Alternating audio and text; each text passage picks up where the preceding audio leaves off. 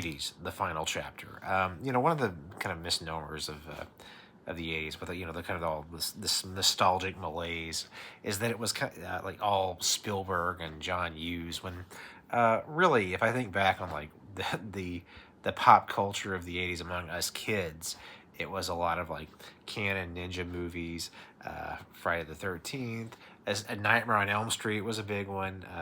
Vietnam movies, the specter of Vietnam kind of hung over everything. Our dads were all fascinated by it, and as boys, we were this idea that you could be conscripted and like thrown into the jungle, and fight these strange people. It was really fascinating to us and scary, and yeah. Oh, and when Missing in Action Part 2, the beginning, came on TV one night, the next morning we were just all talking about it. Like really probably more so than we ever talked about like Indiana Jones or something. But yeah, we like he's like, oh man, do you remember that part where they put a bag over Chuck Norris's head and they put a rat in it and he like kills it with his teeth? Like that was a big thing. I remember one time too. The school had like everybody got into break dancing, and they were bringing like cardboard cutout sheets, to like do spins on, and hearing that rumor that I think it was Alfonso Ribeiro like snapped his neck while doing a head spin, and yeah. So yeah, that was the culture of the 80's, really, Yeah, a lot of canon movies are like really capture that. One thing that doesn't really get a lot of play in nostalgia stuff too is uh, like vandalism. A lot of vandalism where I lived. A lot of kids just doing crazy stuff, building bombs. Some kids built a bomb one day and set it off in a field, and we were like eating dinner and heard it like boom, and yeah, that was country living. Yeah, that was country living. So yeah, it was a bit of a free for all, good time. Oh, yeah, the Geraldo special on Satanism, that was a big topic of discussion. You come back, you go to school the next day, and some kid's like, "Man, did you see King Diamond, man?" And I was like, "Yeah, I did, man." Oh yeah, in sixth grade, I remember Robert Williams. His painting for the Guns N' Roses album, which was on T-shirts and jackets and stuff. But those got banned from school because of the woman, who had been whatevered. Yeah, so it was an interesting. Heavy metal, it really was kind of a thing. I remember as a kid thinking that Wasp was the ultimate in heavy metal perversity and evil, and maybe they were. I don't know. Uh, it was an interesting time, very violent time. I always tell people that, how I grew up. It was kind of it was like the movie Roadhouse, but not cool, at all.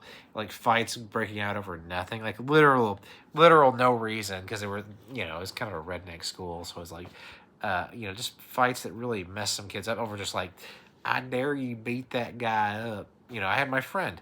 My friend was 14 years old and got beat up by a 17-year-old because some dumb girl was like, "You can't beat up them guys." And so, yeah, it wasn't totally great. And I think that uh,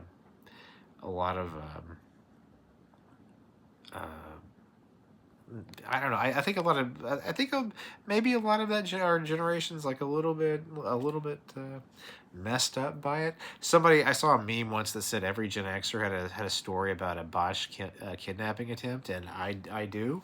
It involves a van. It involves some dudes in a van, and it was